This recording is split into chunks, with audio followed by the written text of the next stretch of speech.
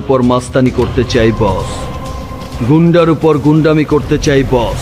ঈদের দিনেও দর্শকদের সুখবর দিলেন চিত্রনায়ক শাকিব খান। খবর দিয়ে কি বলছেন তিনি জানতে হলে পুরো ভিডিওটিকে এক মুহূর্ত না টেনে সম্পূর্ণ দেখুন।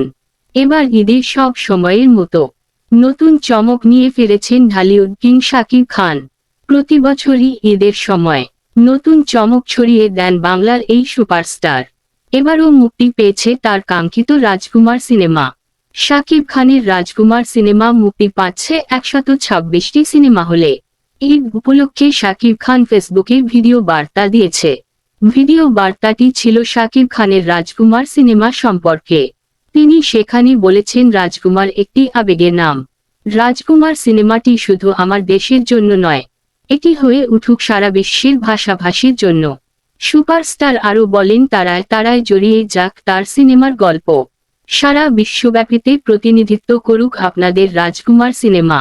এবার ঈদে দেশে ও দেশের বাইরে পরিবার পরিজনদেরকে নিয়ে দেখুন রাজকুমার সিনেমা।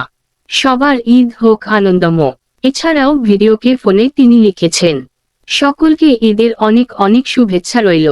এবং শাকিব খান আরও বলেন যে, আমি কামনা করব আপনি যেন আপনার পরিবার পরিজন এবং বন্ধু বান্ধবদেরকে নিয়ে ঈদের এই সিনেমাটি দেখে আনন্দ ভোগ করেন।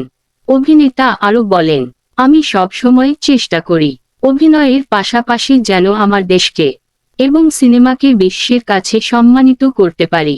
শাকিব খান আরও বলেন যে, আমার সকল প্রিয় দর্শকের অসীম ভালোবাসায় রাজকুমার সিনেমাটি দেশে ও বিদেশের মাটিতেও রাজ করবে এই প্রত্যাশা করা যাচ্ছে। আপনাদের সকলের ভালোবাসা ও দোয়ার সঙ্গে আমি এগিয়ে যাব আরও বহুদূর। ঈদ মুবারক। প্রেম, পারিবারিক সম্পর্ক এবং একজন স্বপ্নবাজ তরুণের বাংলাদেশ থেকে আমেরিকায় যাওয়ার স্বপ্নকে কেন্দ্র করেই নির্মিত হয়েছে রাজকুমার সিনেমাটি। মূলত এই সিনেমাটি প্রযোজনা করেছে আরশাদ আদনান।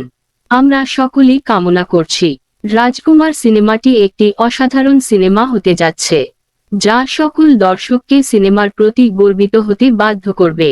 সুপ্রিয় দর্শক, শাকিব খানের রাজকুমার সিনেমাটি নিয়ে আপনি কতটা এক্সাইটেড?